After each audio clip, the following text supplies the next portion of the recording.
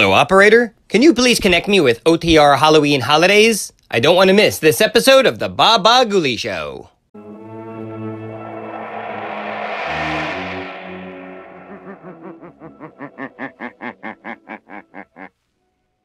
The shadow knows.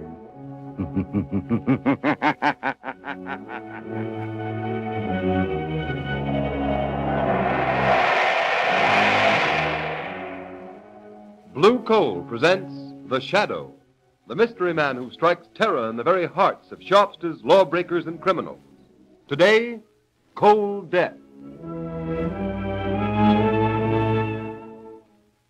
Ladies and gentlemen, an event of unusual interest will be broadcast from this studio at the end of the program.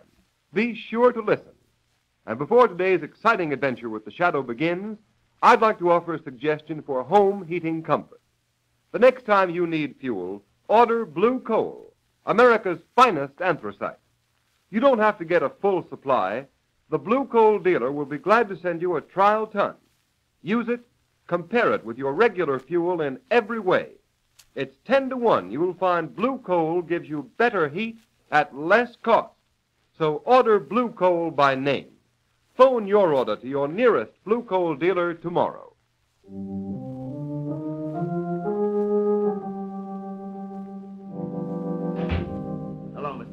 Well, what do you want, Dawson? Why job at Carverville, tending to business? Fine mess you've made of things. Oh, so you've seen the story in the paper about conditions up in the village? Yes, you brainless fool. Don't you know you can't keep things quiet by manhandling a reporter? Now, wait a minute, boss. I can explain that. We had to rough that reporter up. He was taking pictures. I don't want any excuses. I pay you to manage my mill. If there's any more publicity about living conditions up there, you'll find yourself out of a job. Now get out. Don't bother me with details. Get out. Okay, Mr. Carver, I won't bother you with details. But if anybody else comes up to Carverville snooping around and asking questions, we'll make them wish they never heard of the place.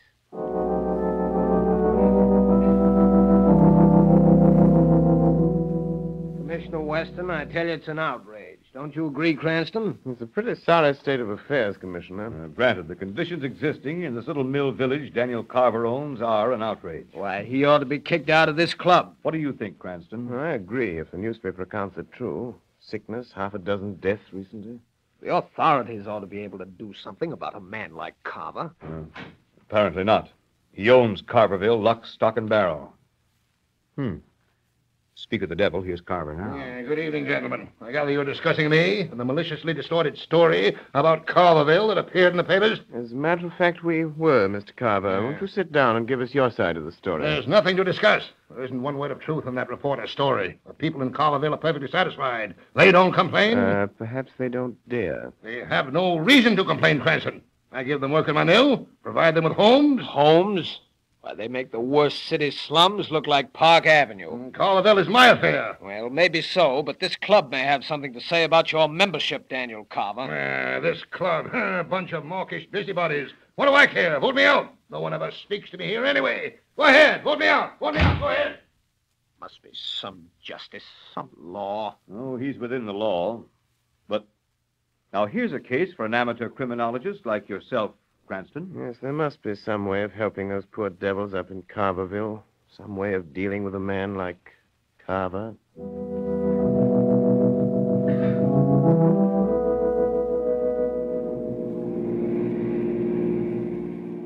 Lamont Cranston, would you mind telling me the reason for this long drive in zero weather? You'll soon see the reason, Margot. We're now entering Carverville. Take a good look at it. Oh, how drab. How awful. Look, Lamont, broken windows stuffed with paper. I'm beginning to understand why you're here. But how did you hear about it? Daniel Carver, the man who owns this charming little mill village, is a fellow club member of mine. What are you going to do, Lamont? I don't know exactly until I've talked to some of these people. As Lamont Cranston or the Shadow? As a nameless social worker for the present, Margot, but I have a strong hunch the Shadow will have to play a big part if anything is to be done to help these people. Here we are. You want some gas, mister? No, thanks, but could you tell me how to get to Mrs. Tucker's house? What do you want?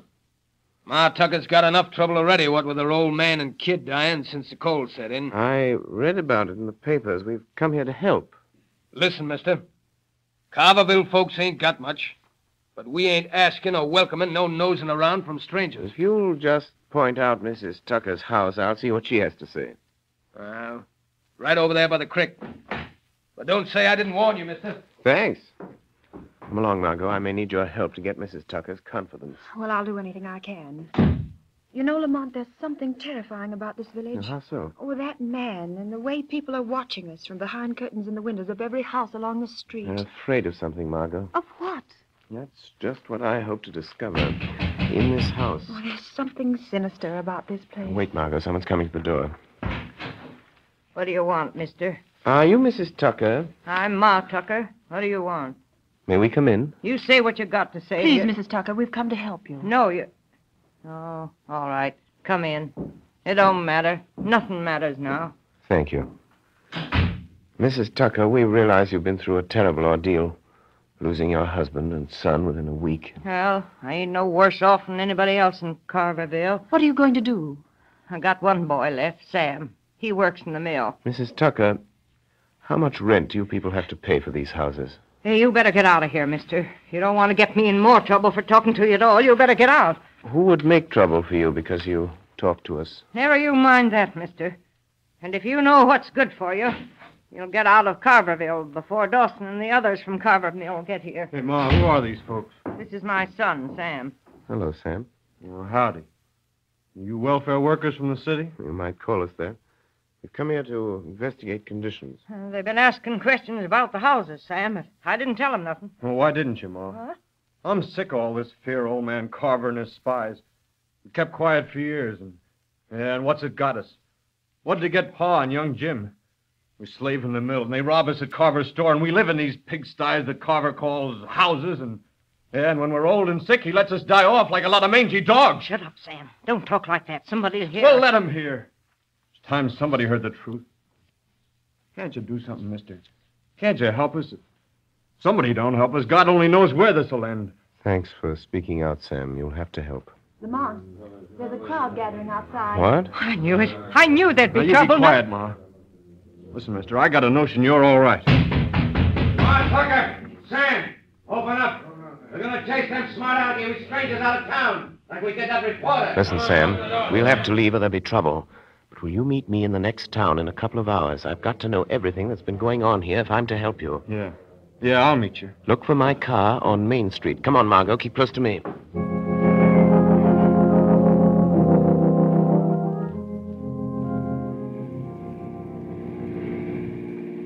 Lamont, I hope no one saw Sam Tucker meet us down this road as you asked him to. I hope not, Margot. What are you going to do now that he's told you the tragic story of Carverville? Going back to Carverville. Right now, tonight? Yes, first to call on old man Carver. I thought he was in the city. He evidently heard that more strangers were in Carverville this afternoon asking questions. Oh, what a beast Carver must be, Lamont. If he could only be made to see the misery and suffering he's caused. He's going to see it, Margot, tonight. Lamont, there's Carverville. Oh, not that I'm afraid, We're but... stopping. That's Carver's house right ahead there. Yes, I see a light downstairs, Lamont. What are you going to do? Margot, do you remember Scrooge in Dickens' Christmas Carol? Yes, and Carver is worse than Scrooge ever thought of being. Tonight, Daniel Carver is going to feel more remorse than Ebenezer Scrooge ever did. He deserves it. I'll wait in the car, Lamont. It's bitter cold. Well, if those poor people down there in those flimsy houses can stand it, I can. I'll wait here. But how are you going to make Carver visit those poor people? Margot, tonight Daniel Carver is going on a sightseeing tour. Personally conducted by the Shadow.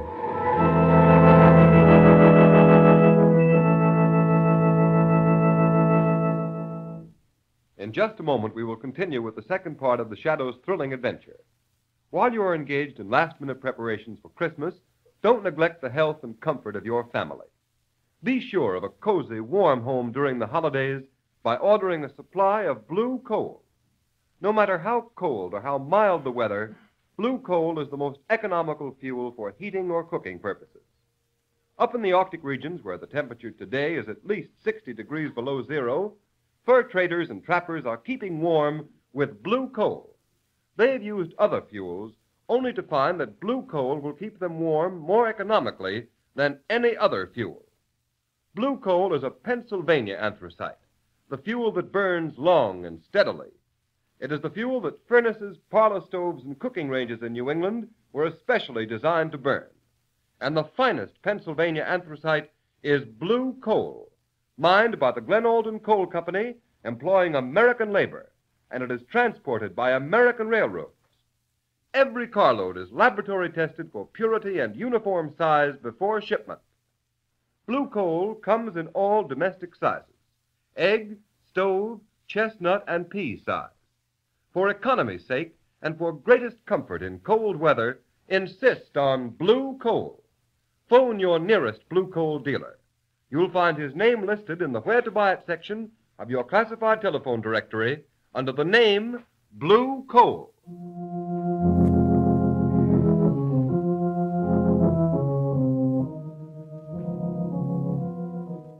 Dawson, I told you if there's any more trouble up here in Carverville, I'd fire you, didn't I? Yeah. Well, there ain't been no trouble, Mr. Carver. Not yet. If that guy that was here this afternoon comes back tonight, we'll make him wish he'd never heard of Carverville. What makes you think he will come back? I know he's coming back. Tonight. You got Sam Tucker to meet him down in the next town. How do you know that? I took a rubber hose to the kid when he came back about an hour ago. He wouldn't talk. We got enough out of him to know that social worker is up to something. Well, I don't want any shooting and killing now. You just leave that fella to me, Mr. Carver. You said you didn't want to be bothered with details. What are you going to do, Dawson? Nothing much. But don't you worry. There ain't no law against a fella being shot accidental while he's snooping around in the dark. You just leave the details to me. So long, boss. Yeah. I was a fool to come up here from the city tonight. No cold country house. No electricity. Nothing but candles. The wind even blows the door open. What was that? Who blew out that candle? The wind. The wind blew out the candle. Are you afraid of the dark, Daniel Carver?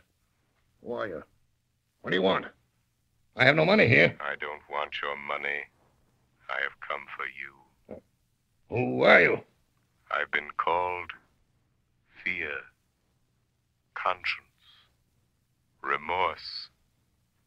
But I am best known to your kind as the Shadow. The Shadow? I don't believe in things like that. You're a man. I hear your voice.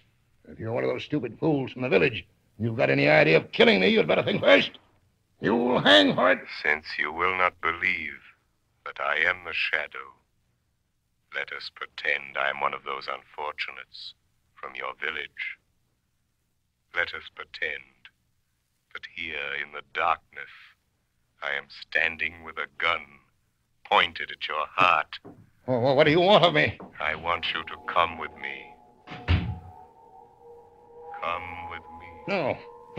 No, you're going to murder me. I won't leave this house. I won't go with you. Come, or I'll use the gun you are so sure I have in my hand, even though you can't see the gun, or my hand, or me. Yeah. All right, I'll come. I'll do anything, only don't shoot. If it's money you want, I'll get it for you. Get in your car. First, let me get an overcoat. It's bitter cold. No. It's time you learned what it feels like to be cold. Where are we going? Drive down to that squalid sink of misery that bears your name. To Carverville. Don't cry out. Don't try to escape me. For I'm right behind you. In the back seat of the car. What do you want me to do in the village? Stop at that little bridge. Be careful, Carver. I can read your thoughts. You're thinking you'll cry out, attract attention, and get away from me. But you'll never get away unless you do exactly as I tell you for the next few minutes. What are you going to make me do? You will go where I tell you. And listen. And watch. And what if I meet someone? If you should, don't speak. There's a little bridge. Stop the car. Now get out of the car, Daniel Carver. This is the Tucker house. Walk to that lighted window over there. Stand there by that broken pane stuffed with paper. Why, you brought me here. You better look out. Bill Dawson, my foreman, and some men are out looking for some stranger that's been snooping around here. We might be shot by mistake. That is a chance we must take. Carver, look into that room and listen. All right. Ma. All right. Ma, listen, Ma. Everything's going to turn out all right. Those folks who were here today, they're going to do something. Oh, I'm trying to hope so, Sam. But hoping comes mighty hard when hope's been killed so often. Pa's dead. Your brother's dead. Listen to that. Oh, Sam, you gotta go away. You gotta go far away. And after what's happened, Dawson will fix you good. It won't be just a beating. He'll fix it so something will happen to you at the mill. You gotta go away, son. Yeah, but I can't leave you, Ma. Not even long enough to hunt another job. Oh, don't you fret about me, Sam. I ain't got much longer on this earth anyhow, son. You get away. You get away from here while you've got a chance. Oh, Ma. Ma, you're crying. You didn't even cry when Pa died. Seemed like I couldn't. Seemed like he was better off dead, 'cause he was free of old man Carver at last. At last. Oh, Ma, don't... Come, Carver. I have something else to show you. What are you trying to do? Where are you taking me now? You will see. Tell me, Carver, have you ever heard the story of Scrooge? Well, what has the story of Scrooge got to do with me? You are Scrooge, Daniel Carver, a 20th century Scrooge. And this is Christmas. You'd never believe it to look down the streets of this mill town of yours. Would you, Carver? And what do you expect me to do about it? You are not your brother's keeper, are you, Carver? Let me go. My hands are freezing. Still thinking of yourself? Is that the Christmas spirit, Carver? Let me go, and I'll do something. Send some Christmas baskets. That would ease your conscience, wouldn't it? No, Carver. You're not going to get off so easy. I've seen enough. Where are you taking me now? Just a little way. A few steps to that lighted window over there. To that house with a car standing in front of it.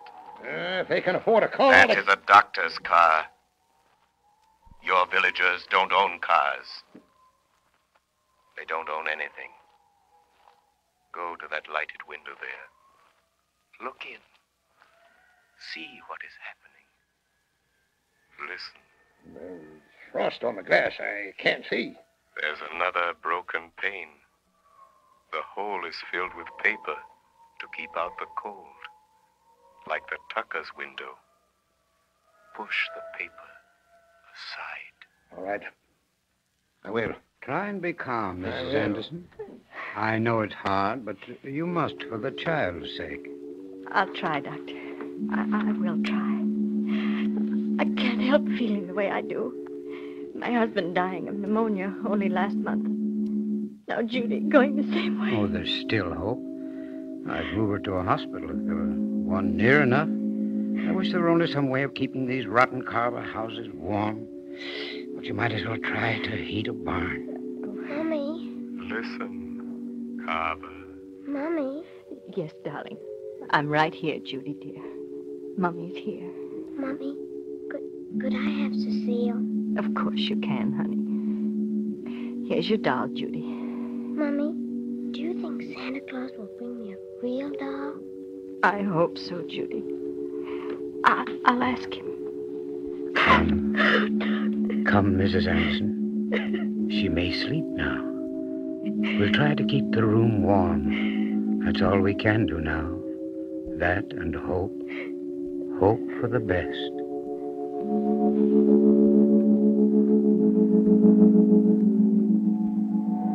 Look at that child, Daniel Carver. She's dying. And you alone are to blame. No, stop. Don't torture me anymore. If that child dies, Carver, there will be no candles. No gay candles on a gift-laden Christmas tree, but white candles shedding a ghostly light around a packing box coffin. No. No, stop. It will be the monument to your life No. of selfish greed. No. And a cross you will bear through all eternity. Unless Unless what? Unless you make amends. I'll do anything. I'll do anything to make amends. I didn't know. I've been blind, selfish. No baskets of fruit or pennies in the snow will wipe out your sins against these long-suffering people, Carver. I know. I'll make everything right. That little girl, she needs medicine, a warm house. Let me go in and get the doctor to move her to my house on the hill. I'll get specialist. I'll do anything to save her life. Wait, Carver. That is only the beginning. What of all the others? What of these death traps you call homes? I'll tear them all down, burn them, build new ones, houses that are warm and comfortable and safe. I swear it. But tell me, who are you? I owe you everything for showing me what I've been doing to these people who depend on me. I told you once before. I am the shadow. But you are a man. Why can't I see you? I have clouded your mind, made it impossible for you to see me. You will never see me. Never hear my voice again, Daniel Carver. If you keep your word. I will keep my word. I swear it. If you don't, the shadow will return. And the next time... Al! Hey, Al! You seen any of that fella? Oh, I ain't, Bill. Shadow. It's my foreman, Bill Dawson and Al Trimble. Yes, I know. They mean to kill a man. If they can find you. They're after some fellow that was here this afternoon with a young woman. Welfare workers, I think. What'll we do? Let them come. This is your first test. You are responsible for their acts. What are you going to do, Carver? But they might shoot us by mistake. They've got shotguns. This is your chance, Carver. If that fella's around here, we'll find him, Al. Go around the back of the tucker shack and take a look. Okay. I'm just itching to draw a bead on that nosy city fella. Now's your chance to deal with Dawson. What are you going to do, Carver? I'll show you. Just watch me. Don't shoot. Dawson! Dawson, don't shoot! It's me, Carver. Carver. Hey, what are you doing here? You come within an ace of blowing your head off. I've come here to see what I've been doing to these people by giving you a free hand. You said you didn't want to be bothered. I know. I'm to blame. I've been blind. But that's all finished now. I'm going to make this village all over, build new homes, make up for all the misery I've caused these people. You're getting kind of soft, ain't you, Carver? You won't think so when I tell you that you are through, fired, you and Al Trimble and all your kind. Listen here, you mealy-mouthed old skinflint. You can't fire me. I've done your dirty work too long. You get out of Carverville. You're through, Dawson. Yeah? That's what you think. You and nobody else is firing me. Put down that shotgun, Dawson. You'll hang for this. The devil I will. It'll be an accident. An accident like what's going to happen to that city. Dawson, don't you pull that trigger, you fool. Say your prayers, you rat. Ah! You missed. No, something knocked the gun up in the air. You didn't, Carver. You couldn't. Something just about knocked the gun out of my hand. You are quite right, Bill Dawson. I saved you from committing a cold-blooded murder. What was that? Who said that? The shadow, Dawson. Shadow? A ghost? Call me what you like, but I am here, helping Daniel Carver, helping the people of this village. Bill! Hey, Bill! Dawson! You get him? Al, come on, we're getting out of here. Something just talked to me. You must be drunk, Bill. Hey, what's that over there? It's old man Carver. But it wasn't him. It knocked my gun right out of my hand. Come on, I tell you, this place is haunted. There ain't no such thing. Oh, yeah. Listen to that. Where is it? Come on, tell me, where's it coming from? Who's that laughing? It ain't Carver. Yeah, it did sound kind of like a ghost. And I don't see nothing. Go quickly, both of you. Get out of Carverville and don't come back. Come on, Al, you fool. Let's get out of here. Hey, Bill, wait! Wait, don't leave me here alone with that thing. Wait! Shadow, are you still here? Yes, Daniel Carver. Oh, thank you, whatever you are. Thank you for saving my life. I saved you because you have much work to do. If there was only some way of repaying you for making me see the truth, you should have credit for all this. Just bring happiness to the people of this village, Daniel Carver. That will be your repayment in full to the shadow. I'll do it. Look, Carver, the people of the village are getting up enough nerve to kick 'em out of their house. I'll call them all together right now. I'll tell them what I'm going to do. I'll make this the happiest Christmas season they've ever had. Yes, I believe you will, Daniel Carver. What happened in here? Who's that? Yeah, who's been shooting? Anybody hurt? Hey, golly, it's Mr. Carver. What's he doing here? What do you want, Mr. Carver? Wait a moment. Wait a moment, all of you. Oh, I know you have good reasons to hate. Tonight I've been shown why. Someone came to me. Oh, I don't know what he was. I don't care. All I know is he was like a spirit of God. He has shown me how to create a new Carverville, a happy Carverville, where the spirit of Christmas will shine all these years through. Men and women, a shadow has brought us light. This, Carver, this is the peace on earth, goodwill toward men. Friends, this afternoon we have an event of unusual importance to bring to you. The Shadow program is to be honored with one of radio's most coveted awards, which heretofore has been captured by other outstanding programs such as Jack Benny, Fred Allen, and The March of Time, the Pilot Radio Award. Mr. Harry A. Smith, president of Blue Coal, will accept this award from Mr. Sylvester Thompson, vice president of the Pilot Radio Corporation, who will make the official presentation. Ladies and gentlemen, Mr. Thompson. Thank you, Mr. Roberts.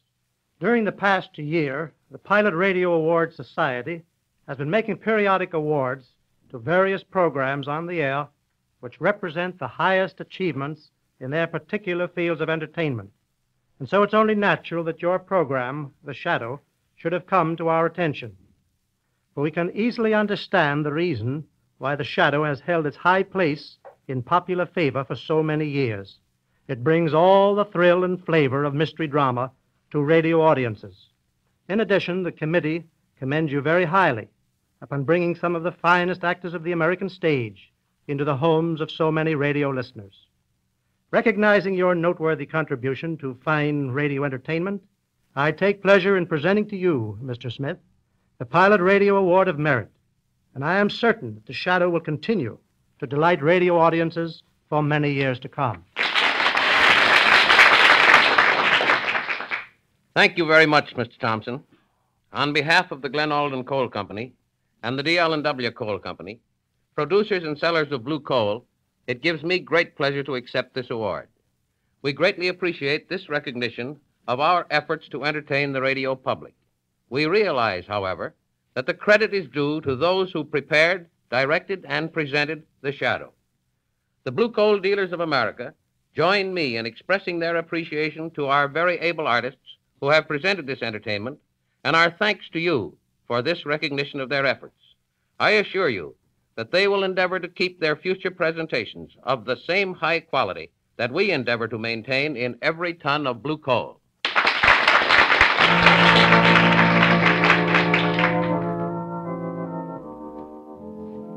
The story you have just heard is copyrighted by the Shadow magazine. The characters in this story are entirely fictitious. Any similarity to persons living or dead is purely coincidental.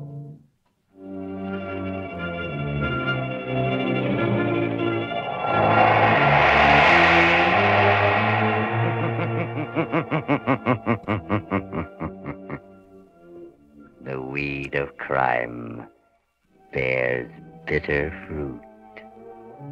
Crime does not pay. The Shadow knows.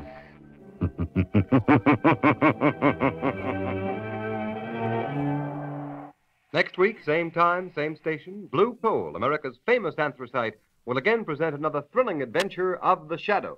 Be sure to listen, and be sure to burn blue coal, the solid fuel for solid comfort.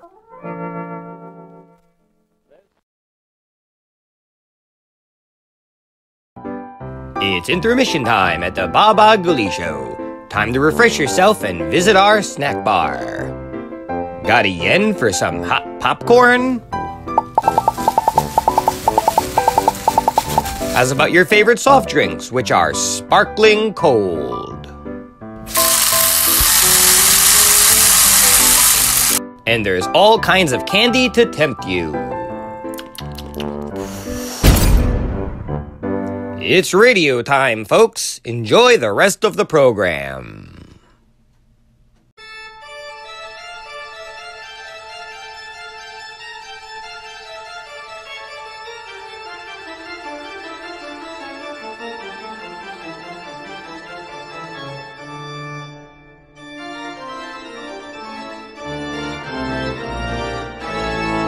Hope you're enjoying today's radio program. When it's done, be sure to check out our channel over at Watchwaddle. Enjoy some tunes with a nice cold soda.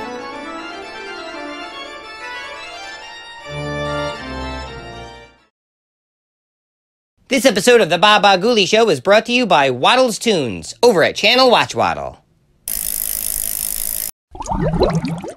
Oh, that's where I left that bar of soap. Hands are dirty, don't be a dope. Clean them up with bubbly soap. Now that's some clean humor.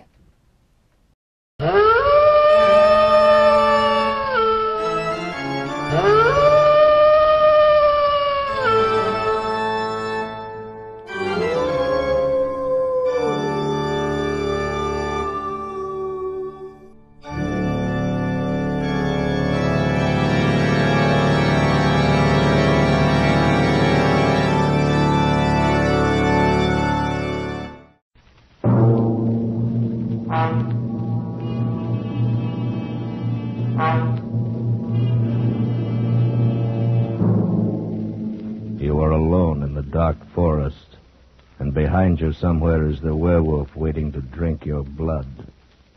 And you desperately desire the impossible, to escape.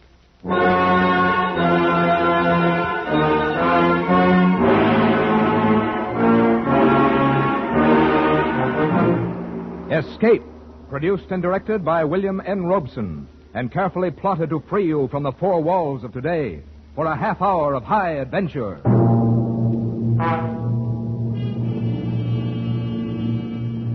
Tonight we escape to the backward world of Eastern Europe, where ancient superstitions still live in the minds of men. Tonight we escape with Geoffrey Household's grim story, Taboo.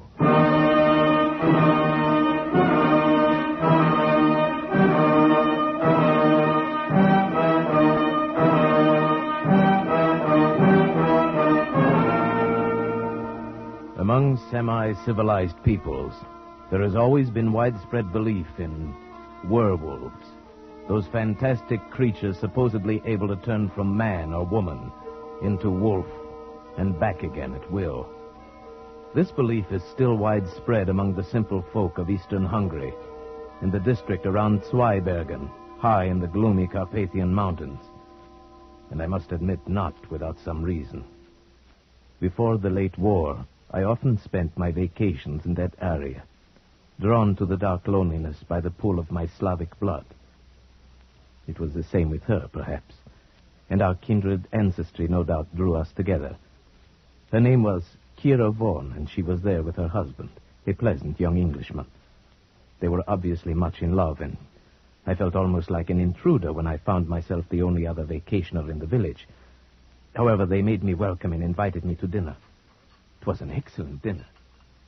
Won't you have some more strawberries, Mr. Shirabi? Huh? Thank you, no, Mrs. Vaughan. I've eaten far too much already. I cannot say when I've had so excellent a dinner. Thank you. I'm sure I shall get nothing like it at the inn. I should hate to have to stay at the inn. You see, Shiraviev, my wife is one of those delightful creatures who cannot stand to be shut in. She must run free, preferably in the woods, with her hair streaming in the wind. She's quite unusual. Indeed she is, my dear Vaughan. And you may count yourself most fortunate. Oh, I do. Where else should I find so good a cook? Oh, very true. I've never tasted venison quite like that tonight. Delightful. Thank you. Another of her little victories. She delights in outdoing the ordinary housewife. She disdains the village shop and gets her meat right off the hoof. Oh? You do your own hunting? Oh, dear, no. Not that. She's much too kind-hearted and loving a person for that. She's found a new source. The district game warden brings fresh venison to our door. Oh, it's not he, but his son. True. The game warden's slightly moronic son, who is, I'm sure, in love with her. Oh, that's ridiculous. Oh, not so. It's quite understandable. I'm beginning to fall in love with her myself. You see, my dear. Thank you, sir. Seriously, though, I can understand this wild desire to be free. This wish to, as you put it, run in the woods with the wind in your hair. It is some legacy of our Slavic blood, no doubt. Yours and mine and the game warden's moronic son. Somehow we feel at home in these dark forests. Oh, you too. Yes. And I don't. I confess it, I don't. There's something here that frightens me, something strange and inhuman, and Taboo. Darling. I'll confess something, Shirayev. I don't like Kira to go out into these forests alone. Maybe I'm afraid that someday this emotional impulse of hers will get the better of her and she'll just disappear. Like those two men last week. Oh? What was that?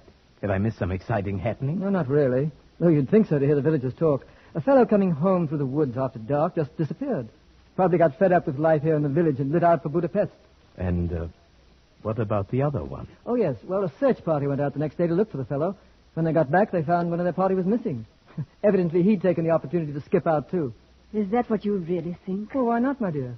If those men had been done away with, it might have been by something supernatural. And there's no such thing. But might it not have been some wild animal? Oh, the bears around here are harmless and the wolves are not in pack. At any rate, there would have been some sign, some blood, track, something. There was nothing. They simply disappeared, vanished, skipped out. Richard, how can you be so careless? You see the paradox? My wife, who loves the woods, believes the fantastic tales of the villagers. I, who confess to finding the woods strange and frightening, do not believe them. Perhaps it is because you are frightened that you are afraid to believe them. What do the villagers say? Well, you know this district well enough. They're talking of werewolves and such tommy rot. Oh, it's utterly fantastic. Yes, to you, an Englishman, it would be. And it isn't to you? Fantastic, yes, I suppose, but perhaps Mrs. Vaughn and I, who feel at home in this forest, can understand and believe such fantasy a little more easily than you. Yes. I remember many times as a child, I dreamt of being an animal. I thought then that I would love it. The freedom of the forest.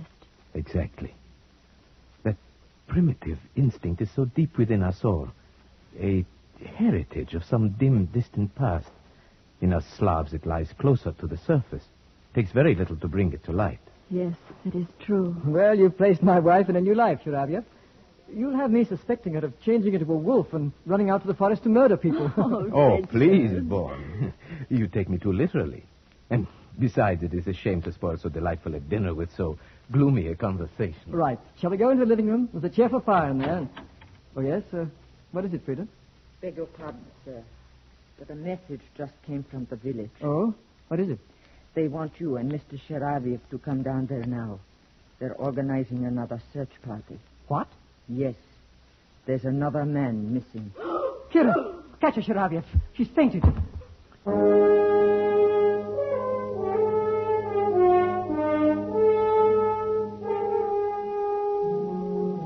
It was only then I realized that these people were under a terrible tension. I was to learn very quickly that the whole village shared it.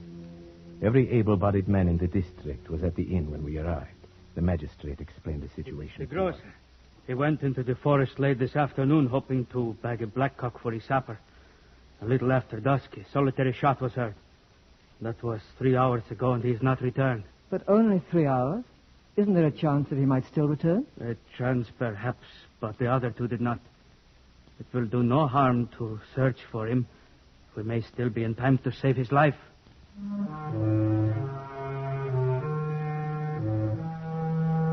We searched most of the night, and then next morning Vaughn and I went out again.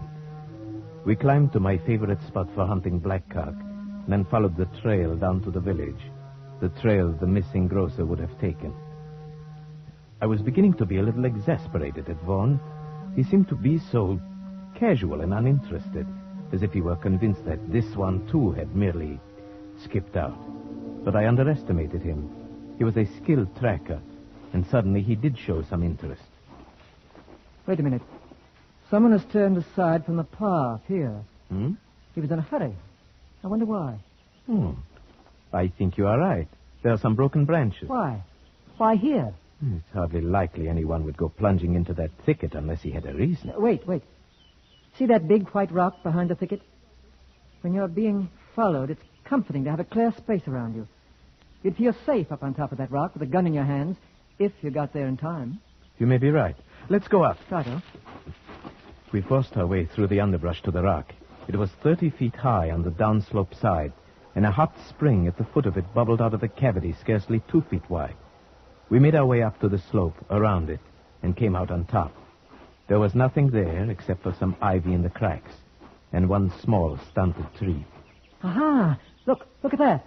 Where? The tree. The entire base has been shattered by a charge at close quarters. Perhaps that was the shot that was heard. Oh, you're right. It must be. They say there is always a tree between you and it. What do you mean, it? The werewolf. Well, this must have been a baby one then. That mark is only 6 inches off the ground. No. I think the man's gun went off as he fell. Perhaps he was followed too close as he scrambled up. About here would be where his body would have fallen. Do you see anything? I don't. No blood stain. Yeah, well, wait. Look here. Oh, but it's just a tiny spot. Well, it's enough. It's blood, all right. And something more. A tiny bit of tissue. Let me see. Yes. Brain tissue.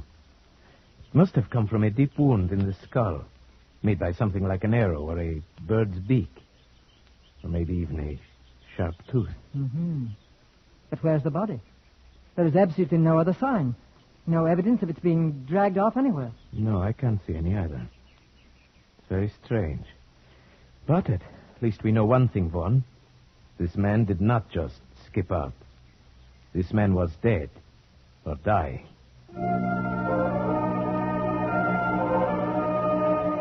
When we brought our information back, the excitement of the village mounted. The peasants crossed themselves, and at the inn, the old tales were being told. That's old Weiss, the game warden, talking now. And Josef Weiss, his son, beside him. The moronic son? Yes. The old man was a character, too. Listen.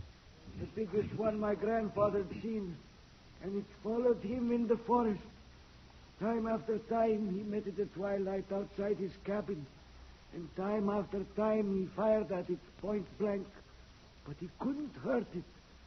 Then he pounded a silver penger and loaded his gun with it. One shot and the wolf disappeared.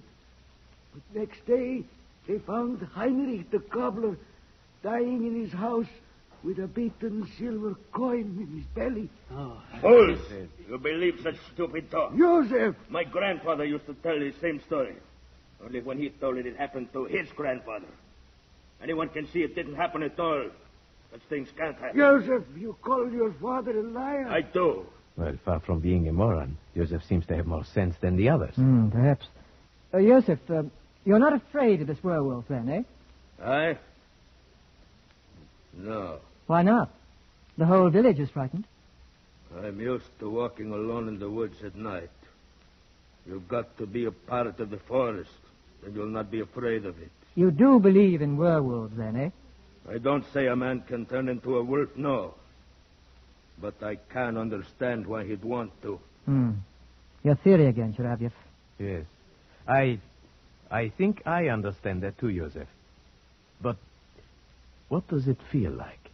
It feels as if the woods had got under your skin, and you want to walk wild and crouch at the knees. Yes. I think he's perfectly right. And, you explain it by some primitive urge? Possibly. There may be many reasons. Physical hunger could be one. We sometimes forget that man was once a fleet-footed hunting animal with all the necessary instincts. Hunger? Yes, we all know about that. About what it can do to a man. I've been trapped in a cliff for 5 days, I know. None of you have suffered hunger as we did in the prison camp during the war. None of you knows what it is to eat... Joseph, let's not talk about it. He gets so upset remembering. Well, we'll have to go on searching for the body and for the werewolf. You'll not find it. Not until you arm yourselves with silver bullets. Perhaps it is gone now, whatever it is. The search parties may have frightened it away. It wasn't frightened by the first search party. It simply took one of them. Now it is still here. And it will strike again. You may be sure of that.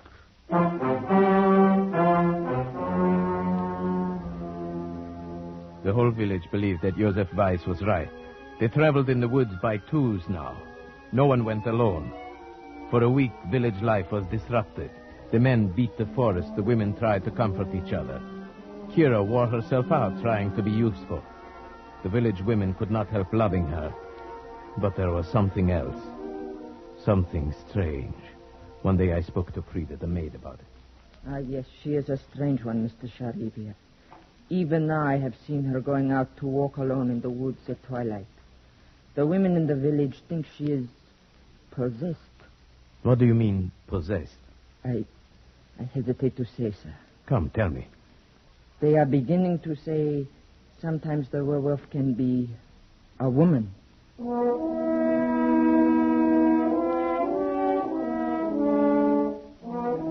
At first, the suggestion seemed so ridiculous to me that I hesitated to speak of it.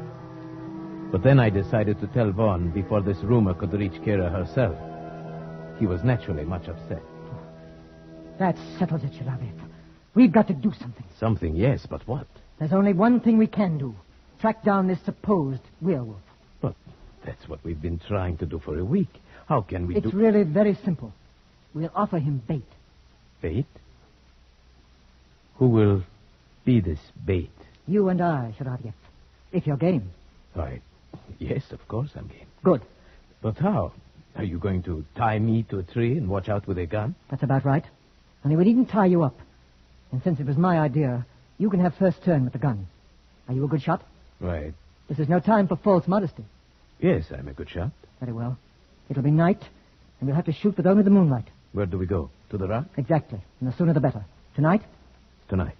And say nothing, absolutely nothing, to anybody. Especially to Kira. I understand. This is between us. Either we win, or we simply disappear.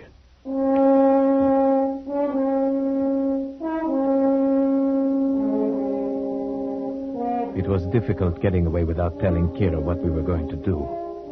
She seemed to sense that something was wrong, and she sat staring after us with strange, angry eyes. In the village, Vaughn and I parted and made our ways to the rock separately. I reached there first and settled myself on top of the rock, almost covered by the ivy, the gun across my knees.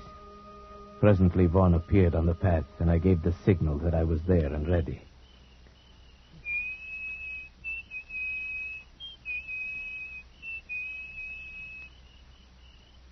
The trap was set. In the eerie stillness of the dark forest, we waited. Vaughn paced slowly on the path. I kept the gun sight trained a yard in back of him as he walked. Minutes passed in silence. Hours went by. Nothing happened. It was almost midnight, the end of our vigil. Vaughn waved his hand and started off down the trail. He would go fast in case he was followed, taking a shortcut down an old timber slide. He'd be in the village in 10 minutes. I was to follow presently. Then suddenly I got an intense feeling of dread. I was alone on the rock. My spine tingled, and then I heard a quick rustle in the ivy behind me. Something brushed my face. It was only a bird. A night bird had lit in the ivy and now swooshed past me and flew away. My nerves were still tingling when I got back to the village.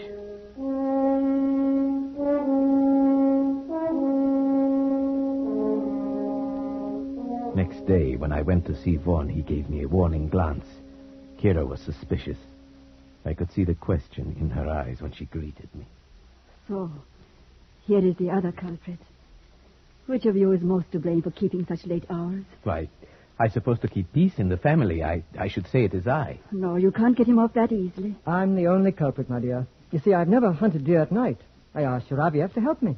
I suppose you shoot the poor things while they sleep. Oh, no, while they're having their dinner, if possible. You're cruel and heartless, both of you. Oh, it's no use letting her start an argument, Shiraviev.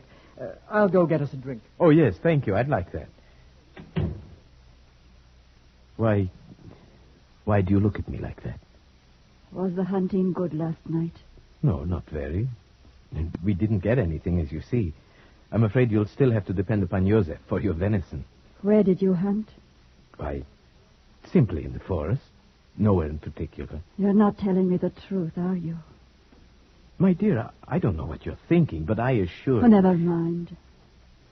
I suppose it is best I don't know.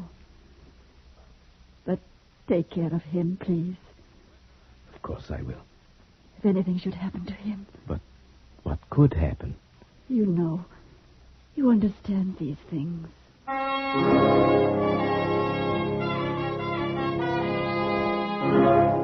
That night, I was the bait.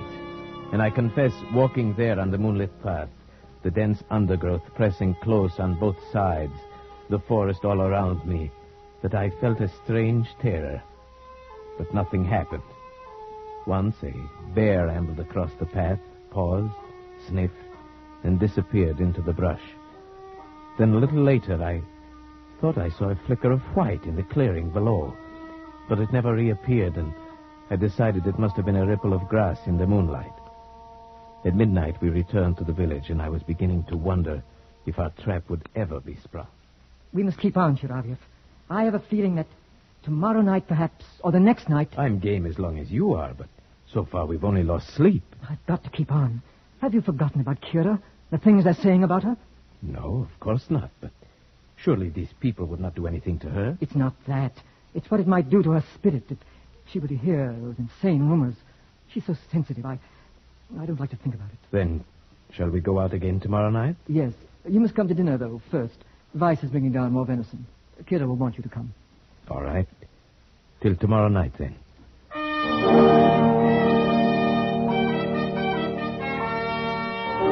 After dinner, we went out for our third night on the rock. Vaughn was the bait tonight, and I the watcher. The forest was alive with sound. A deer coughed. The bear came ambling back as woolly and harmless as a dog. I was watching him when suddenly he paused and sniffed the air, then disappeared into the trees. The animal sounds quieted one by one, and a tense stillness fell over the forest. My hand tightened on the gun, and suddenly I saw it. That flicker of white moving fast through the trees. It was coming up the path toward Vaughn, a soft, bulky white blur, coming surprisingly fast. Vaughn's back was turned. He did not see it. My finger tightened on the trigger. It was only a few yards away when he turned. Kira! I started to press the trigger. No, Sheriff, no! Richard. Kira, what are you doing here? Oh, darling, I'm looking for you. And looked last night, too. Oh, Richard. Kira, you shouldn't have. It was foolish, terribly foolish. Richard, there was something after me. I know it. That's why I was running. Kira, you shouldn't be out here alone. Well, what about you? Where's Shiraviev? He's up there on the rock, covering me with his rifle. I'm perfectly safe. I'll show you. I'll hold out my handkerchief like this. Now, Shiraviev, put a hole in that. I stared for a moment at the white square of handkerchief, then at the white of her coat. My lips were dry. My finger felt numb on the trigger. Come on, Shiraviev, the handkerchief. Please, God, don't let me miss. There, you see, my dear? I'm perfectly safe. They went down the path together, and I followed after a moment. 100 yards from the timber slide, I knew I was being followed. Even before I heard something in the brush behind me, I stopped and turned around. It moved past me, cutting off my retreat. Now I stood alone in terror, but it was still in the brush.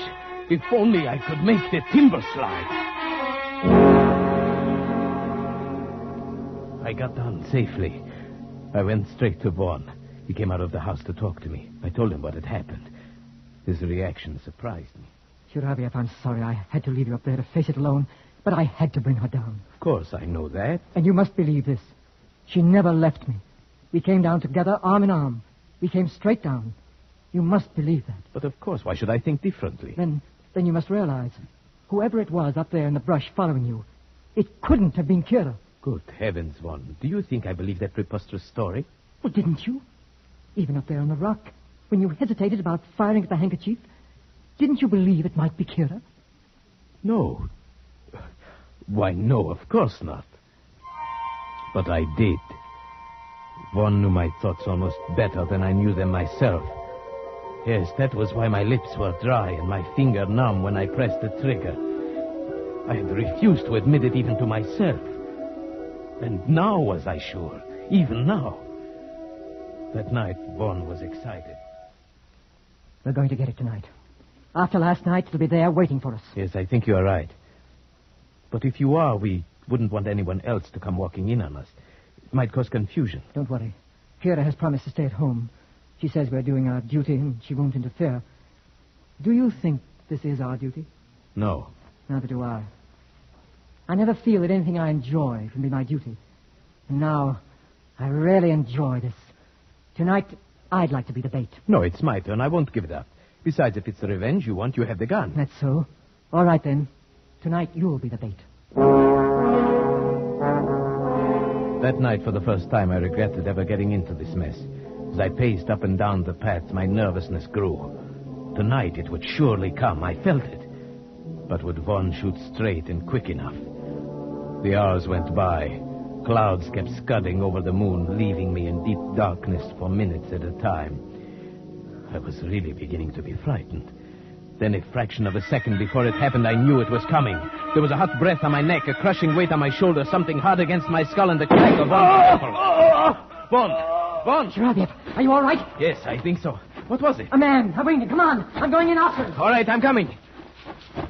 Vaughn, where did he go? I can hardly believe it. But he went right into this hot spring under the rock.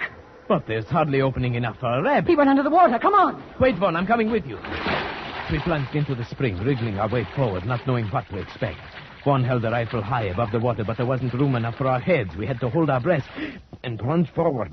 Luckily, it was only a few feet. I emerged and took a breath. Then I heard Vaughn fire. I've got him. Where? Shine the flashlight. There, at the other side of the cave. Yes. Who would have thought there would be a cave here? Not that anyone could have gotten through that spring. It was a perfect hiding place. Yes, but it does him no good now. Turn him over. Let's see who our werewolf is. Yes. What? It's Weiss. Joseph Weiss, the game warden's son. Oh, why didn't we think of that? We all knew he was not quite sane. More than that, he almost told us. Remember, he said, I do not believe a man can turn himself into a wolf. But I know why he'd want to. Yes, and he described the feeling to walk wild and crouch at the knees. He knew that feeling. He knew it too well.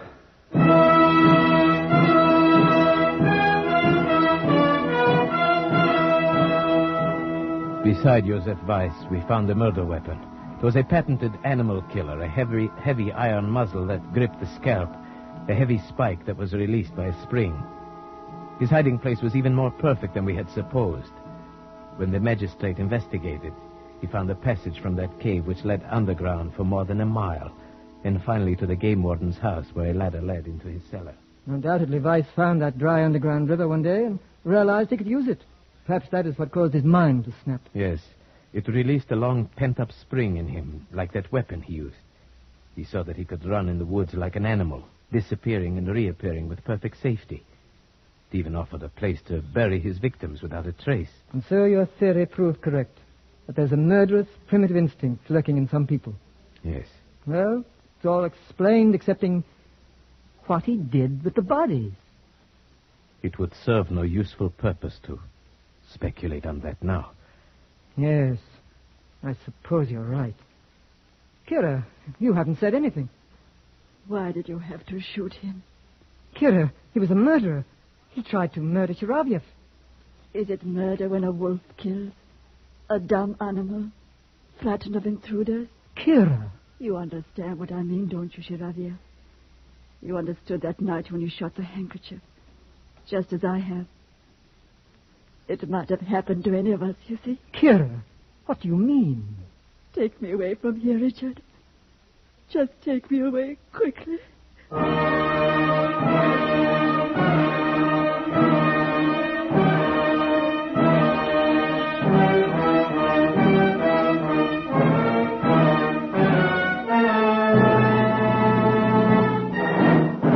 Escape is produced and directed by William N. Robson, and tonight brought you Taboo by Jeffrey Household, adapted for radio by John Dunkel with Paul Frees as Shiravyev, Marta Mitrovich as Kira, and Morgan Farley as Vaughn.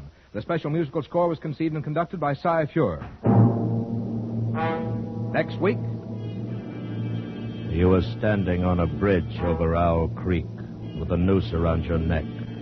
You have only a few seconds left to live. A few seconds left to plan your escape. Next week, we escape with Ambrose Bierce's famous story, An Occurrence at Owl Creek Bridge. Good night, then, until the same time next week when we again offer you Escape.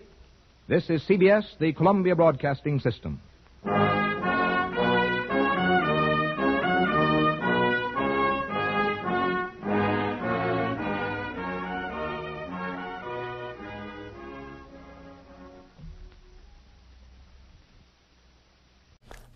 It's intermission time at the Baba Ghoulie Show. Time to refresh yourself and visit our snack bar.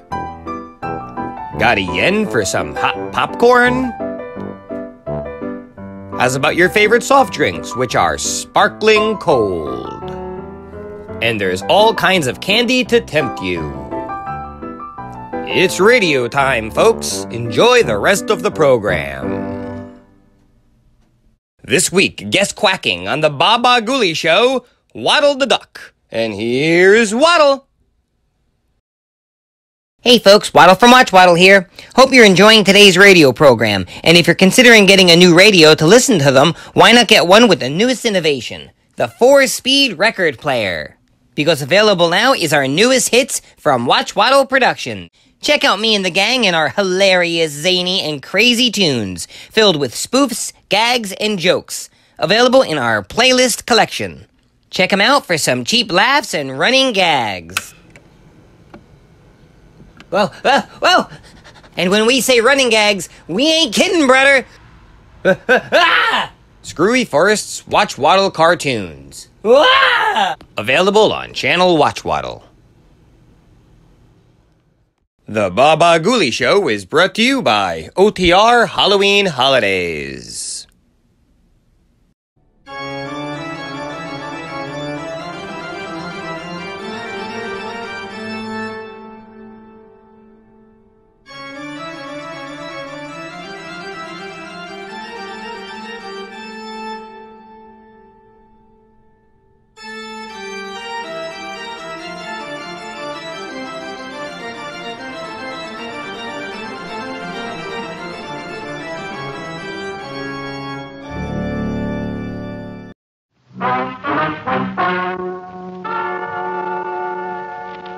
Ladies and gentlemen, the story you are about to hear is true. Only the names have been changed to protect the innocent. NBC brings you Dragnet.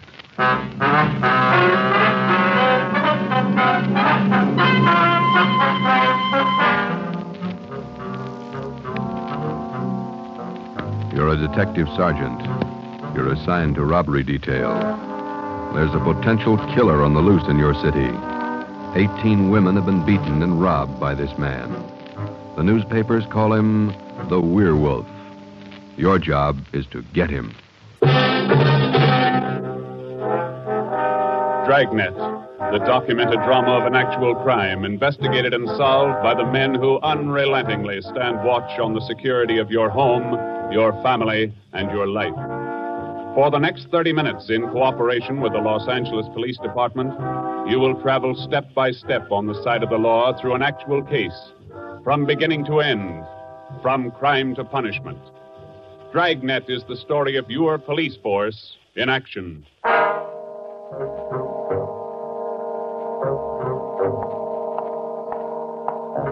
was Thursday morning, February 2nd. It was raining in Los Angeles. We were working the early morning watch out of robbery detail. Detectives in Los Angeles work in pairs. My partner's Ben Romero. He's a sergeant, and so am I. My name's Friday. The boss is Ed Backstrand, chief of detectives.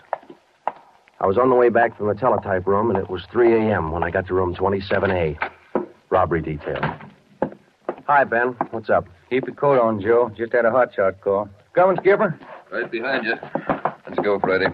Well, what was it, Ed? Another woman robbed, almost beaten to death. Well, how many does that make? About 18 in 6 weeks. Is that right, Skipper? Yeah, 18 too many. Come on, down these stairs to the garage. Yeah. What about that suspect we had, Ed? You mean Martin? Yeah. Had to release him this morning. But I got a good tail on him, Henderson. Yeah. We got any report yet? Nothing definite to hold him for. Here's the garage. Let's hustle it. Right. Then if this isn't Martin's job, Skipper, and he's not the right man... Then we start all over again, and we work night and day till we find the right man. Here's the car. Let's go. Ben, you drive. Yeah, all right. How do the victims describe this guy, Ed? Pretty sketchy. Supposed to be tall, dark, long black hair. Last woman said he had a face like an animal, something like a dog or a wolf. A wolf? Yeah. She said something like a werewolf. Something like a werewolf. Well, he almost had to be that, judging from the way he operated. He was either an animal or a raving maniac. One thing we were sure of, he was smart and he was dangerous. For almost 2 months, he'd prowled the streets in a stolen car in the early morning, usually between 3 and 5 a.m. And the victims were always lone women, most of them waitresses, coming to work or going home. He'd drag them into the car, rob them, beat them until they were unconscious, and then throw the body out into the street. That's just what we found when we pulled up to the curb near the corner of 8th and Grand. One cruiser car was already there, and so was the ambulance. About a dozen people were standing around looking at the crumpled figure of a woman sprawled out on the sidewalk. 2 officers were talking to the only witness, a thin, sallow-faced newsboy.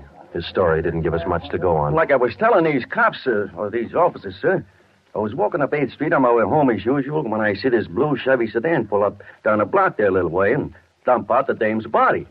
Well, actually, I don't know what to think. You get a look at the license plate? Well, no, I didn't. To tell you the truth, I could hardly keep from...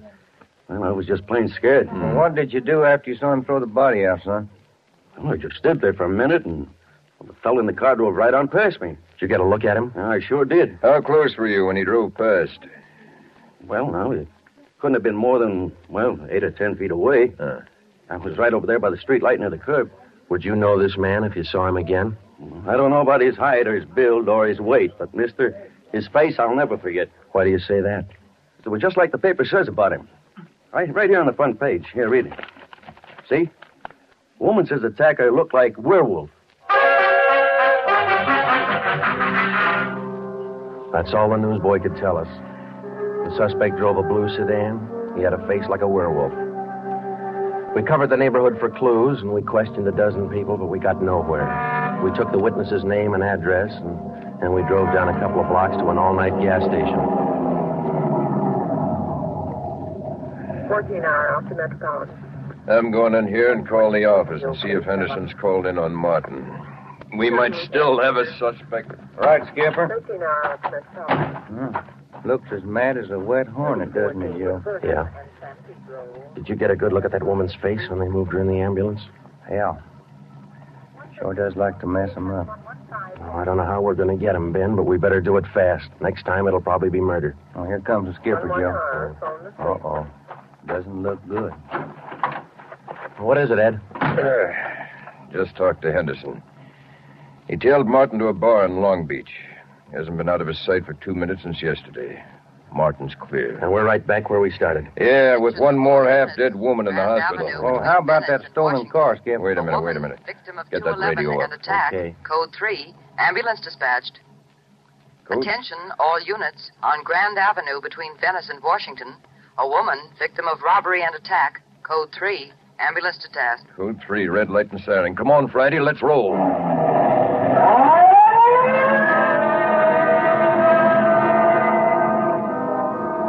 We couldn't be sure, but it sounded like another one. 6 minutes later, we were there. Same story. Werewolf. The next day, the chief ordered the number of cruiser cars doubled in the Central District. This was for the early morning watch, with plainclothesmen to back them up.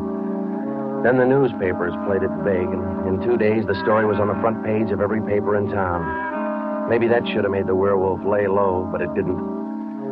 Because at 4 o'clock that morning, while Ben and I were patrolling with the other cars, he got his 20th victim. Attention, all units. Whittier between Soto and Matthews. A woman, victim of 211 and attack. Code 3. Ambulance dispatched. Here's a report on that blue sedan he used the other night, Joe. Found it out on Anaheim Telegraph Road. Any luck with it? Not one fingerprint we can use. Anything else? Nothing. Well, how about the auto theft detail? Same old story, Joe. He steals a car, uses it once, and then drops it. Never leaves a thing behind. Well, that's great. We're sure moving fast. How about that big guy you picked out of the lineup this morning? Oh, I checked his alibi. It's perfect. Now we haven't got even half a clue. Yeah. Well, come on. Let's check with Ed. He's instructing the policewomen on the plan for tonight. All right. Now you've heard the report. You understand how the suspect operates and what you're to do. I think so. Remember, all of you forget you were ever policewomen. Change the way you walk, the way you carry yourselves. That's the part you're playing, all right? Okay. And be careful and don't take any chances. All right, Freddy. Okay, Ed. Now, just to make sure you look the part, we're spotting each one of you at different restaurants and coffee shops throughout the Central District. And from 7 o'clock tonight until daylight tomorrow, each one of you is going to be a waitress. You got that? Yeah. Okay, Ben, you want to give them their assignments? Okay, Joe. Well, here's the way it lines up. Marge Kissel at the Top Hat Cafe. That's on 9th Street between Alpharetta and Westlake. Okay. And Katie Welch, Joe's Coffee House, Brooklyn, Soto. Right. Pat Fielden at the All-Night Steakhouse on Figueroa Street between Florence No, and... the trick of using decoys to lure criminals into a trap wasn't exactly new, but, well, it was just one of the old tricks that we figured might land the werewolf behind bars. At 7 that night, Ben and I made the rounds and found each of the policewomen on her job as a waitress. Well, the overall plan was simple. The girls were to leave the different restaurants between 3 and 5 a.m. that morning and pretend they were walking home. We mapped different courses for each one of them to throw out as much bait as possible and yet not to make it look suspicious. Each policewoman, from the time she left the restaurant and stepped out into the deserted streets, would be pretty much on her own. We had officers planted all along the way at designated intervals, but a big element of chance and danger was still there. All we could do was cross our fingers and hope. How much more time, Joe? Let me see. She's doing 2 minutes. Yeah. Waiting gets on your nerves. And it won't be long. This corner doorway's pretty good lookout, boy. Yeah.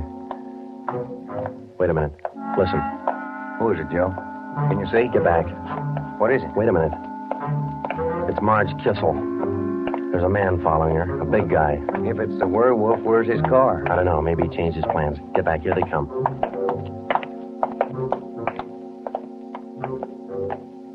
You get a look at him, Joe? Oh, pretty good. Not too suspicious. Might be coincidence. Well, I got a pretty good lead. Come on, let's go. Stay back in the shadows. Hey, Joe. So where'd the guy go to? I lost him. The little coffee shop up in the next corner, see? Take a look. Oh, yeah. He's opening the door. He's turning on the lights. Yeah. Looks like a false alarm, Joe. Well, let's check him anyway.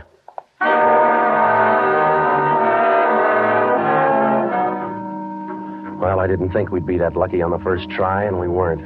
We asked the man a few questions, and it didn't take him long to show us he wasn't our man. He owned the coffee shop. So, Ben and I went back and took up our posts again and waited for the next decoy. We covered that 10-block course 6 times that morning, back and forth, following the bait, but it was almost as if the guy could sense a trap. Not once did we get a nibble. By the time our last decoy finished the route, it was almost daylight. Joe, I never was so glad to see that sun come up in my whole life. My feet feel like they're puffing right up out of my shoes. Yeah, me too. Come on, let's get over to the car and check on the other squad out in Boyle Heights. Huh? Oh. Hit the radio, will you, Ben? Yeah. Joe, there must be some easier job on the force than this. Yeah, you and me both. Now, let's see what happened to the others, huh? 80K to Unit 104K. Come in. 104K to Unit 80K. Go ahead. 104K, this is Friday. You do any good out there? This is Miller. I'll call Curtis. Stand by. 80K to 104K, Roger. What do you think, Joe? Maybe a bite? I don't know. Oh, this guy seems to work like a mind reader. Well, he can't win all of them. 104K to Unit 80K. This is Curtis. Go ahead. This is Friday, Al. How'd you do out there? Any luck? Just checked in the last gal, Joe. Katie Welch, not assigned. Okay, Al. Have the men check in. 80K clear. KGPL. Okay, let's go, Ben. When we finally got back to the office that morning, both Ben and I were ready for some sleep, but it didn't look like we were going to get it. We just about finished going through the overnight reports for some kind of a lead when the phone rang. Robbery Friday. Hi, Joe. This is Wilkerson, auto theft. Hi, Wilkie. You got something for us? Not much, Joe, but it might work into something. Just got a report in on a pair of stolen license plates. Oh? Yeah. I'm not much of a hawkshaw, but I figure there's just a chance it might be your werewolf boy. How come? I don't know, maybe just a hunch. After 13 years in this business, you get to know thieves pretty well. Sometimes you got to even think like them. Okay, Wilkie, thanks. We'll check by in a couple of minutes. Right, Joe. What do you have to say? Pair of license plates stolen last night. Wilkie's got a hunch it could have been our man. Well, might be an angle, Joe. If that werewolf guy'd hang on to one car long enough, we'd have a chance at him. Well, he's too smart for that. I don't know, Joe. Sooner or later, he's going to make a mistake. Yeah. Come on, let's check with Wilkie. Well, we checked with Wilkerson. We got the best piece of news we'd had in days. On the average, 95% of stolen cars are recovered or located within 24 hours. In the remaining 5%, Wilkerson, by a simple process of elimination, narrowed down the number of cars the suspect might be driving. Wilkie figured 6 cars. There they are. Now, bet you if you picked up your man tonight, he'd be in one of these cars. Let me see, huh? Two-door black sedan, yellow convertible, another sedan, green, blue coupe, black coupe, and a gray convertible. Well, that's good work, Wilkie. At least we got something to look for now. Yeah, you're right, Joe.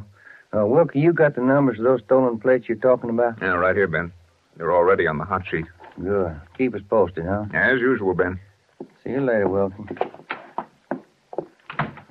That's a good break, Ben. Something to keep us busy tonight.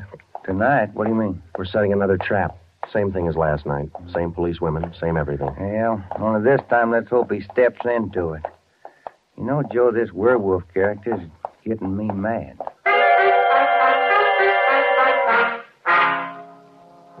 That night, we followed in our own footsteps. We planted the policewomen decoys in 3 separate districts, and a few minutes before 3 a.m., our squad of men took up their positions. The same policewomen went to their waitress jobs in the same restaurants, and Ben and I and the rest of the men stood in darkened doorways or empty filling stations or whatever cover we could find.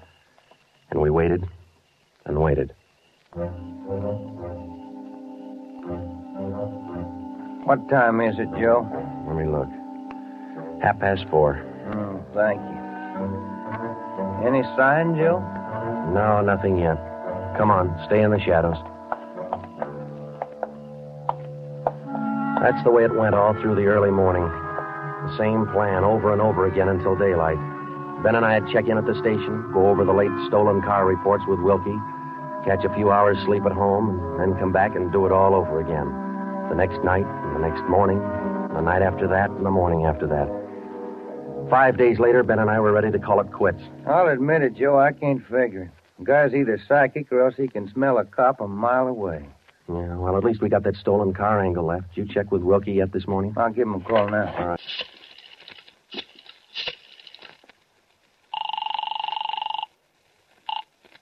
Auto theft, Wilkerson. This is Ben, Wilkie. Got anything for us this morning? Yeah, just going to call you. You fellas ought to let me solve your cases for you. Why? What'd you get? The boys picked up 3 of those 6 stolen cars since late yesterday. Great. Now, what does that leave us with? Well, here are the 3 still missing. Yeah. 4 X-ray 763. Yeah. 5-6 Young 342. 6-1 Robert 385. Yeah. Got those? Yeah, thank you, Wilkie. Check you later.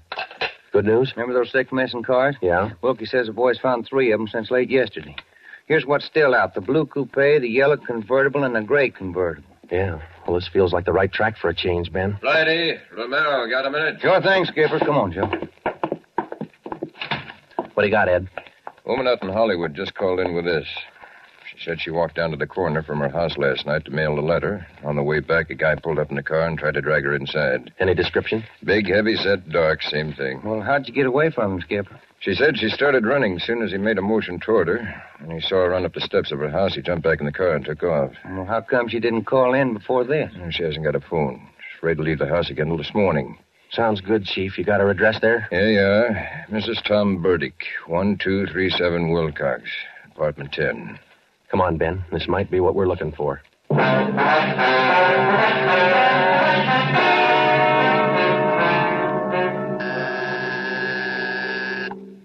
is it? Who's there? Sergeant Friday, ma'am. Police. Oh, just a moment. I'm Sergeant Romero, Miss Burdick. This is my partner, Sergeant Friday. We come out to check on your call about that little trouble last night. Oh, well, I don't know if I'm going to be much help to you. I was so frightened about all I could do was just run. Well, could you add anything to the man's description, Miss Burdick? I mean, other than what you told the chief on the phone? Well, now, honestly, I don't think I can. All I saw was this tall, dark man jumping out of his car and starting for me. He had a heavy build and seemed to me, well, a large head with lots of long black hair. Miss Burdick, would you recognize this man if you ever saw him again? Well, I think I might. He was such an unusually big man, almost frightened me to death. Well, just one more question, Miss Burdick. Could you describe the car this man was driving when he approached you? His car? Mm-hmm. Why, yes. It was a gray convertible. Miss Burdick, are you sure of that? Yes, I'm sure of it. A gray convertible. Thank you, Miss Burdick. That's all we wanted to know. Sometimes when you're on a case, you can chase yourself around in circles for weeks trying to fit together just two little pieces of a yard-long jigsaw puzzle. And a lot of the time, you find the answer where you least expect it. But once you get that feeling you're after the right man in the right way, there's nothing that can shake you. When Ben and I got back to headquarters, we went straight to the chief's office with the story, and we had him stake out the gray convertible. In other words, if any detective or officer spotted the car, he reported it back to us, but he stayed away from it. We figured that there probably weren't more than two of the victims who could take the witness stand and identify the man who robbed and beat them. Not with a smart defense lawyer, anyway. So there was only one way to catch this suspect. Red-handed. Here they are, Joe. Both sets of license numbers for that gray convertible. Here are the original, and here are the numbers on the stolen plate. Good. Everybody got a hot sheet? From the chief all the way down to the janitor. Fine. Now let's get together with Ed, huh? Hot shot, Joe. Grab it. I got it. On the corner of California and Oakwood, a woman badly beaten. On the corner of California and Oakwood, a woman badly... Come on, Ben, another one. But, Joe, it's broad daylight. Yeah, doesn't figure, does it? Come on.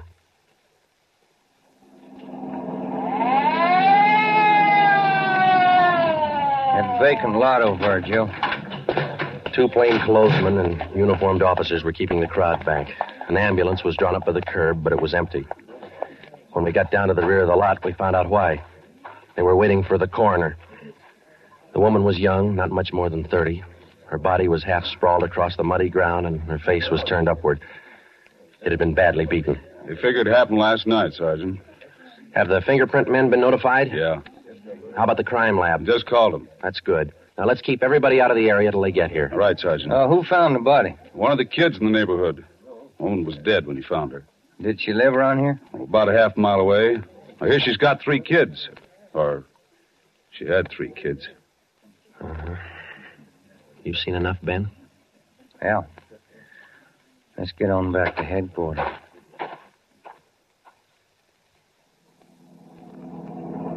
All the way back to headquarters, Ben and I planned our next move. And by the time we got to Ed Backstrand's office, we knew exactly what had to be done. When we told him about the werewolf murder, he didn't say a thing for a minute.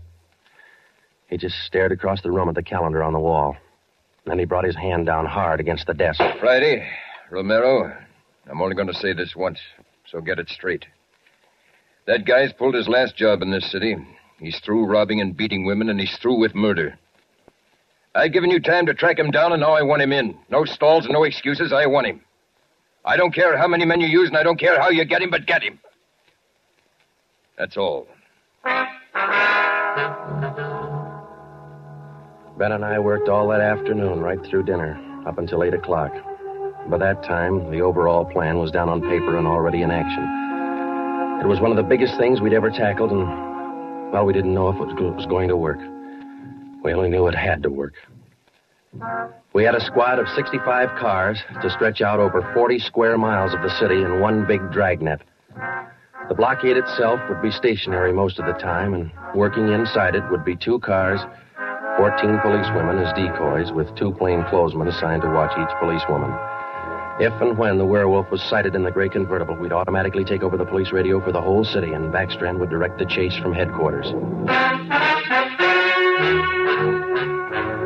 A little after 8, we had coffee and hamburgers, and we went to Ben's for a few hours.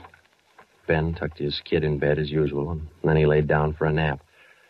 I talked to his wife until I dozed off in the chair. At 11:30, she woke us up.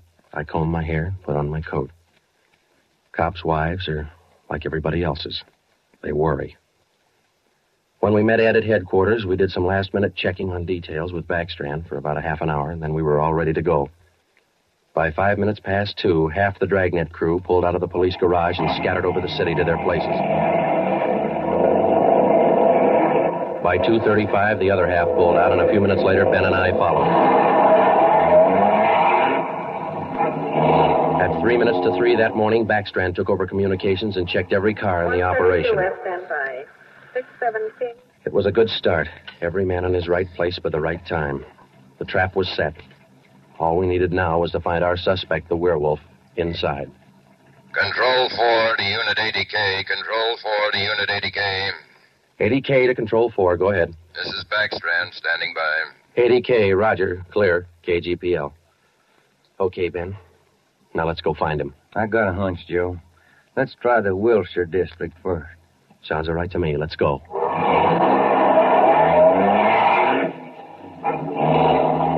For the first hour and a half, we raked the Wilshire district back and forth.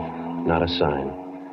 Then about 38 minutes past 4, we headed back for the downtown area and parked in an alley where we could double check on one of our policewomen decoys.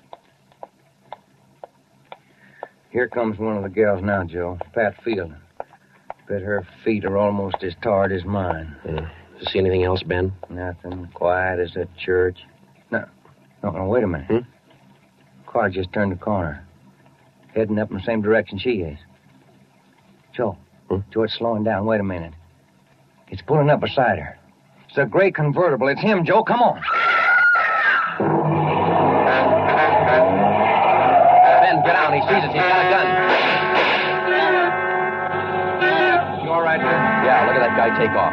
80K to Control 4. 80K to Control 4. Unit 80K, go ahead. We've spotted the suspect. He's driving a gray Ford convertible. License 61 Robert 385. Suspect's headed east on Olympic from Alameda, driving without lights. Suspect is armed. He had a fast car and he knew how to drive it. We almost lost him twice.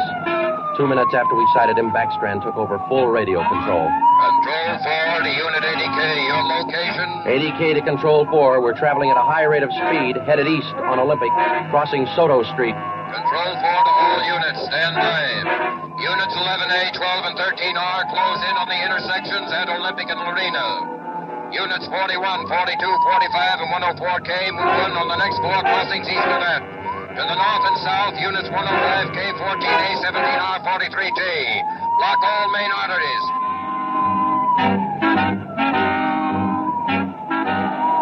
In the next half hour, the 65 cars in the Dragnet had pulled in like a noose around a 5-mile area. Ben and I hoped it was just a matter of time. Unit 80K to Control 4. Control 4 to 80K, go ahead. He's headed north on Fresno Street, crossing Whittier Boulevard. Attention all units. 80K now pursuing suspect north on Fresno from Whittier Boulevard. Units 15, 105K, 11R, and 18A block off the intersection on Fresno and 4th. Hey, Ben, up there ahead. What's he trying to do now? Look, he's turning around. Yeah, and he's coming right for us. Watch it, Joe. Look out! Pretty close. 80K to Control 4. Control 4 to 80K, go ahead. Exchanging shots with suspect. Watch it, Ben. Here he comes again. Sure likes to use that gun, doesn't he? Sure does. Hey, Joe, look. Look, he's turning east. He's running for Hollenbeck Park. Yeah, 80K to Control 4. Control 4, go ahead. Suspect just drove up over curb and into Hollenbeck Park. Control 4 to all units. Control 4 to all units. Converge on Hollenbeck Park. Suspect is in the park. He's armed. Use caution. Code 3.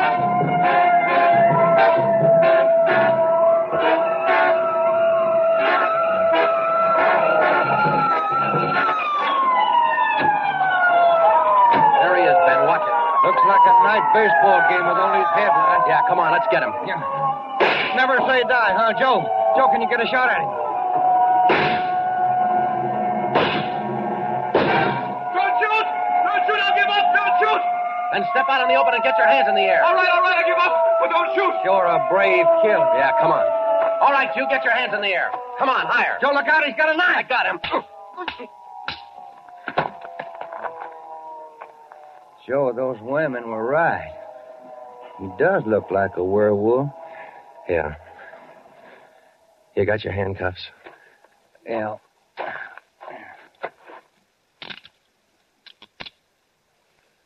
Okay. Got a cigarette? I've been out for an hour. Little place across the street. Maybe we can get some there. Okay. There's the crew from the 41R. Hey, fellas, take him into robbery, will you? Okay, Friday. I think there's a vending machine in there. Uh-huh.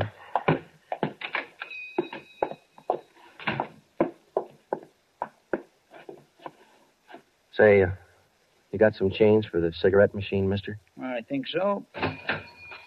Say, who was that guy all them cops were after over in the park a little while ago? I picked up the werewolf. Been reading the papers? Yeah. You fellas cops? Yeah. Sure made it easy for you, didn't he? All you cops had to do was surround the little fella in the park. Nothing to it, huh? Yeah, that's right, mister. Nothing to it.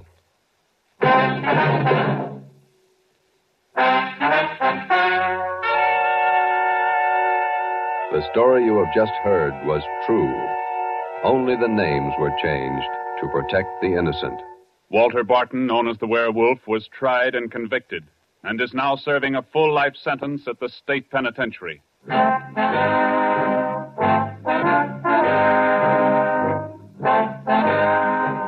This has been Dragnet, the third in a new series of authentic cases from official files. Technical advice for Dragnet comes from the office of C.B. Horrell, Chief of Police, Los Angeles Police Department. Tonight's program is dedicated to Sergeant Mario Victor Dairo of the Los Angeles Police Department, who, on the morning of January 1st, 1943, gave his life so that yours might be more secure.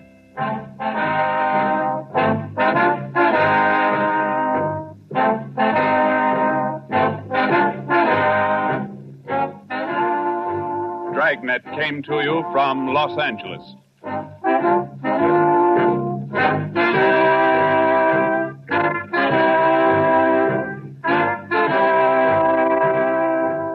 This is NBC, the national broadcasting company.